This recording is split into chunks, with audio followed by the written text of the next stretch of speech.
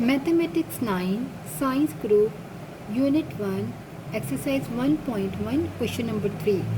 Find the values of A, B, C and D which satisfy the matrix equation. यहाँ पर हमारे पास दो matrix given है, एक लेफ़्ट साइड पे और एक राइट साइड पे। यहाँ पर हमारे पास एक रो और दो रो है, यहाँ पर भी एक रो और दो रो है, और यहाँ भी एक column, two column, one column, two column, और यहाँ पर इक्वल की साइन है। हम क्या करेंगे कि ये दोनों मैट्रिक्स जो है एक दूसरे के इक्वल है, और यहाँ से हमें ए, बी, सी और डी की वैल्यू फाइंड करनी है, और मैट्रिक्स इक्वेशन यहाँ से हम क्या करेंगे, इक्वेशंस बनाएंगे मैट्रिक्स में से। जो फर्स्ट है ए प्लस सी इक्वल हो जाएगा ज़ीरो के, यानी फर्स्ट वाली वैल्यू इस फर्स्ट वाले के साथ हम इक्वेट करेंगे। तो सबसे पहले हम इक्वेशंस बना लेते हैं। A plus C is equal to zero.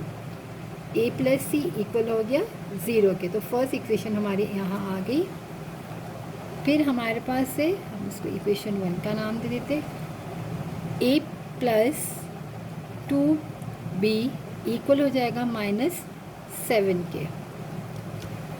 यहाँ पर जो सेकंड मैट्रिक्स में वैल्यूज़ थी, इसको हमने इस सेकंड वाले के साथ इक्वेट कर दिया। अब यहाँ पर c-1 है, वो इक्वल हो जाएगा 3 के। c-1 इक्वल हो जाएगा 3 के, इक्वेशन नंबर 3। और यहाँ है 4d - 6 इक्वल हो जाएगा 2d के। 4d - 6 इक्वल है 2d के। तो यहाँ हमने 4 इक्वेशंस बना ली। अब हम यहाँ पर इसकी वैल्यू को फाइंड कर लेते हैं। तो सबसे पहले अगर हम देखें तो फर्स्ट इक्वेशन में भी दो अननोन है, यानी ए भी है और सी भी, तो यहाँ से हम पहले वैल्यू फाइंड नहीं कर सकते। यहाँ पर भी दो है, ए और बी, तो यहाँ से भी हम फाइंड नहीं कर सकेंगे। यहाँ पर इक्वेशन नंबर 3 में c-1 इक्वल है 3 के, तो यहाँ से हम पहले c की वैल्यू फाइंड कर लेते हैं। हम लिखेंगे इम्प्लाइज दैट थर्ड इक्वेशन से पहले c-1 इक्वल है 3 के, तो c को हमने यहीं रखा, ये -1 को वहाँ शिफ्ट किया तो +1 हो गया, तो c की वैल्यू हमारे पास आ गई 4। तो एक वैल्यू हमारे पास आ गई है c की, वो आ गई है 4।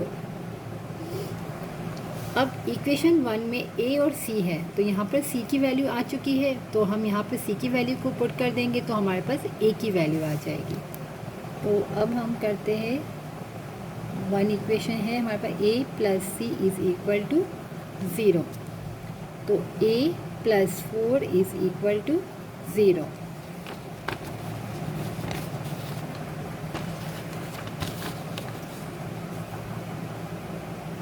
तो a की वैल्यू हमारे पास आ जाएगी -4। तो दो वैल्यूज़ हमारे पास आ गई है, a की और c की। अब इक्वेशन 2 को हम देखें तो यहाँ पर a प्लस 2b है, तो a की वैल्यू आ चुकी है, तो यहाँ से हम b की वैल्यू फाइंड कर सकते हैं। इक्वेशन 2, तो इक्वेशन हमारे पास है a प्लस 2b इक्वल है -7 के, तो a हमारे पास है -4 प्लस 2b इक्वल है -7 के। हमें b की वैल्यू फाइंड करनी है, 2b को हम लेफ़्ट साइड पे रखेंगे -7, और ये -4 वहाँ शिफ्ट हो जाएगा तो +4 बन जाएगा। तो 2b इज़ इक्वल टू 7 में से 4 को हमने माइनस किया तो हमारे पास आ गया -3। अब 2 यहाँ मल्टीप्लाई में है तो वहाँ जाके डिवाइड हो जाएगा, -3/2। यहाँ अगर हम 3 को डिवाइड कर ले 2 से, तो 2 1 2 1 -0 लगाए, 2 5 10, तो वैल्यू आ गई b की -1.5। अब हमारे पास a, b और c की वैल्यू फाइंड कर चुके हैं। अब हमें d की वैल्यू फाइंड करनी है, तो इक्वेशन 4 जो है हमारे पास 4d - 6 इक्वल है 2d के। तो हमें यहाँ से डी की वैल्यू फाइंड करनी है। तो 4d, ये 2d को हम राइट साइड से लेफ़्ट पे ले जाएंगे, यहाँ प्लस में तो यहाँ जाके माइनस हो जाएगा, और ये -6 को वहाँ शिफ्ट करेंगे क्योंकि यहाँ हम dy टर्म रख रहे हैं, कांस्टेंट टर्म को हम राइट साइड पे ले जाएंगे। तो यहाँ माइनस है, वहाँ जाके 6 प्लस का हो जाएगा 4d - 2d, तो 2d इज़ इक्वल टू 6, ये 2 मल्टीप्लाई में वहाँ जाके डिवाइड हो जाएगा, 2 3 सा 6, और d की वैल्यू हमारे पास आ गई है 3।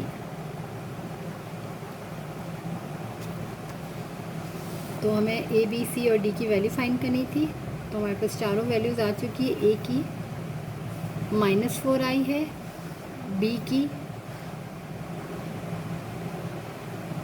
-1.5 आई है, और c की हमारे पास 4 आई है, और d की हमारे पास 3 आई है।